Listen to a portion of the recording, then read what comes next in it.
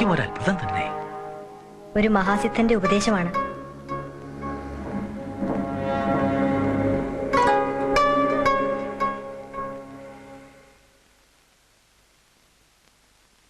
ഇങ്ങോട്ട് വരാൻ.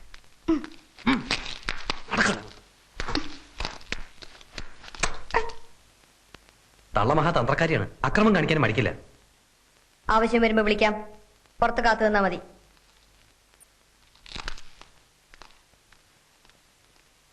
ഒക്കെ ആ മൻസൂറിന്റെ ബുദ്ധിമോശം കൊണ്ട് വന്നു പോയതാണ്. ഏത് കൊള്ളക്കാരുടെ നടുവിലാണാവോ ആ പാവം പെട്ടുപോയത്. അറിഞ്ഞിട്ടെന്ത് വിശേഷം? രക്ഷിക്കാൻ വഴിയുണ്ടോന്ന് നോക്കും. എന്നെ കൊണ്ടാവുന്നൊക്കെ ചെയ്യും. അവനെത്താത്ത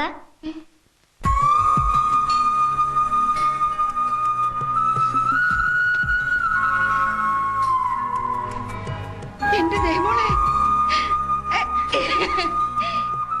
എത്ര കാവൽക്കാരുണ്ട്.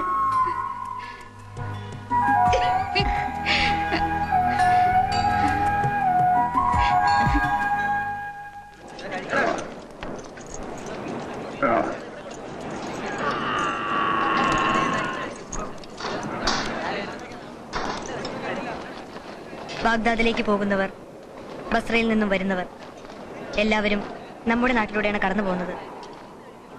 സത്രങ്ങളോ വഴിയമ്പലങ്ങളോ ഇല്ല. ഭക്ഷണം കഴിച്ചു പോകട്ടെ. വിശക്കുന്നവൻ ആഹാരം കൊടുക്കുന്നത് പോലെ പുണ്യം മറ്റൊന്നില്ല.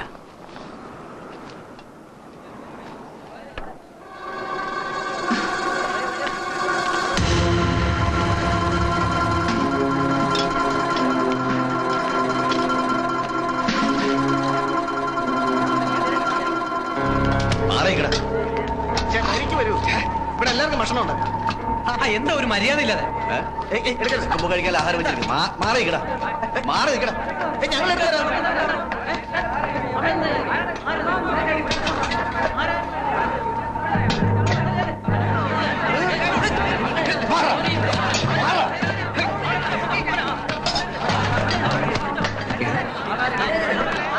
പകരമുണ്ട്. വേഗം പകരം.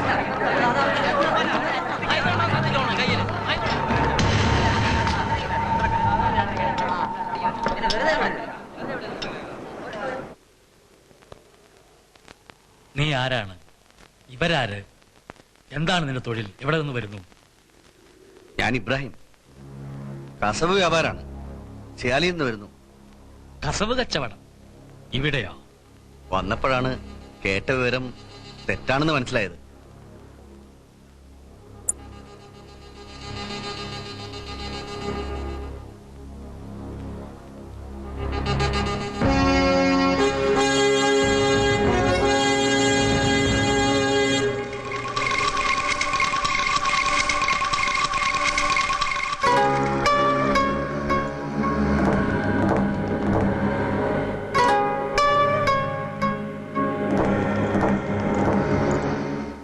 പ്രഭു, ഇവൻ പറഞ്ഞത് വെറും കളവാണ്.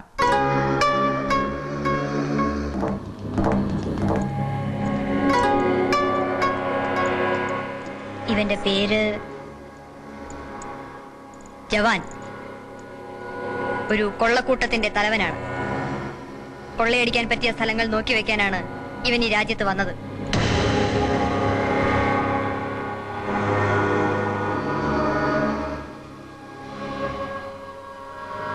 ഇവന്റെ താവളം ഞാൻ കാണുന്നു. അവിടെ ക്രൂരമുഖമുള്ള ഒരു സ്ത്രീയെ ഞാൻ കാണുന്നു. കളവ് മുതലുകൾ കാണുന്നു. മന്ത്രമണൽ പറയുന്നത് ശരിയല്ലേ? സത്യം പറഞ്ഞില്ലെങ്കിൽ വേറെയും ശിക്ഷയുണ്ട്.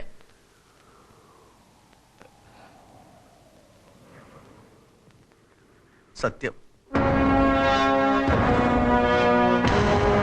ഇവനെ തുറുങ്കിലടയ്ക്കും, ജീവപര്യന്തം. ദിവസം 30 ചാട്ടയടി.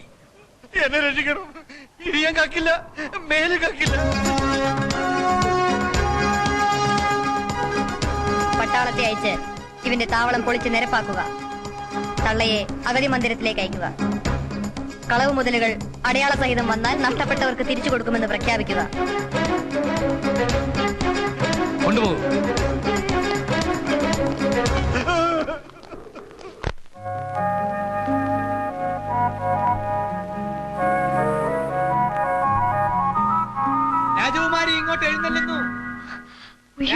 ഇങ്ങോട്ട് എഴുന്നള്ളുന്നു. എന്തെങ്കിലും പറഞ്ഞ് ഒഴിവാക്കൂ. വേഗം അകത്തേക്ക് വിടരുത്.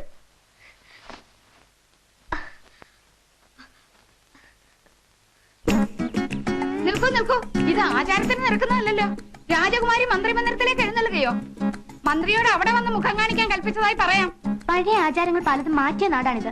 ഒരു അത്യാവശ്യ കാര്യമുണ്ട്, അതിപ്പോ തന്നെ മന്ത്രിയോട് സംസാരിക്കേണ്ടതാണ്. പാവം ക്ഷീണിച്ച് വിശ്രമിക്കുക. മന്ത്രിക്ക് ചെറുപ്പല്ലേ? രാജകുമാരിക്ക് അധിക സമയമൊന്നും വേണ്ട. അതെ,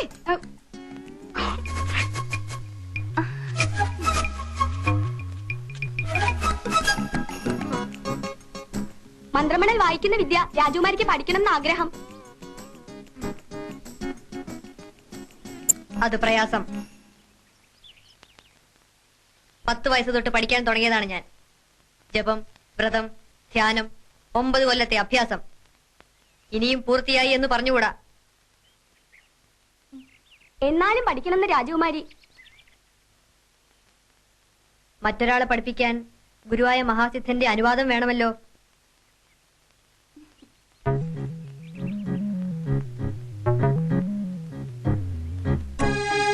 രാജകുമാരിയുടെ വിവാഹം എന്ന് നടക്കുമെന്ന് പറഞ്ഞുതരാമോ? കൊട്ടാരത്തിൽ പലർക്കും അറിയാൻ ആഗ്രഹമാണ്. രാജകുമാരി മറുപടിക്ക് കാത്തു നിൽക്കുന്നു. വിവാഹയോഗം അടുത്തൊന്നും ഞാൻ കാണുന്നില്ല.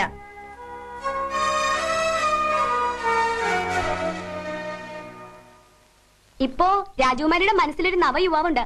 അതാരെന്ന് പറയാമോ? പിന്നെ ആവട്ടെ, രാജകുമാരിക്ക് ഇപ്പൊ അറിയണം നിർബന്ധം.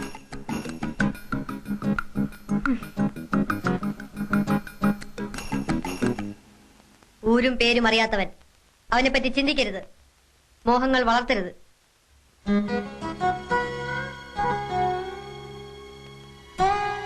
പിന്നീട് രാജകുമാരിക്ക് ദുഃഖിക്കേണ്ടി വരും.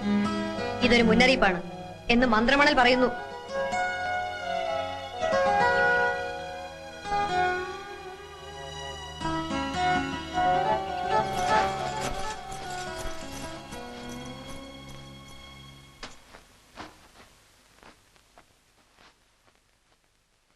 വിവാഹഘോഷം അടുത്ത് തന്നെ ഉണ്ടാവുമെന്ന ജോലിക്കാരുടെ ഇടയിലെ സംസാരം. എനിക്ക് വയ്യ. രക്ഷപ്പെടാൻ ഒരു വഴിയും കാണുന്നില്ല. ഞാൻ എന്ത് ചെയ്യും അവന്റെ താത്ത?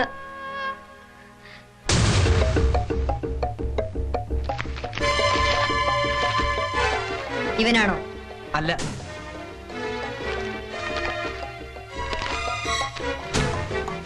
ഇവനോ? ഇവൻ തന്നെ ഉറപ്പ്. നല്ല പെൺകുട്ടികൾക്ക് 500 ദിനാർ വരെ തരുമെന്ന് പറഞ്ഞു. ഇവനാണ് റഷീദ്. അടിമക്കച്ചവടം നിരോധിച്ച നാടാണെന്ന് ഞാൻ പറഞ്ഞു. എന്നാലും ധനമോഹികൾ ഉണ്ടാവുമല്ലോ, അതവൻ അറിയാം. ഇനി നിങ്ങളുടെ തെരുവിൽ വരുമ്പോൾ കച്ചവടം നടത്താൻ പറ്റിയ ഒരാളുണ്ടെന്ന് പറഞ്ഞ് നേരെ ഇവിടെ വിവരം കൊടുത്താൽ മതി.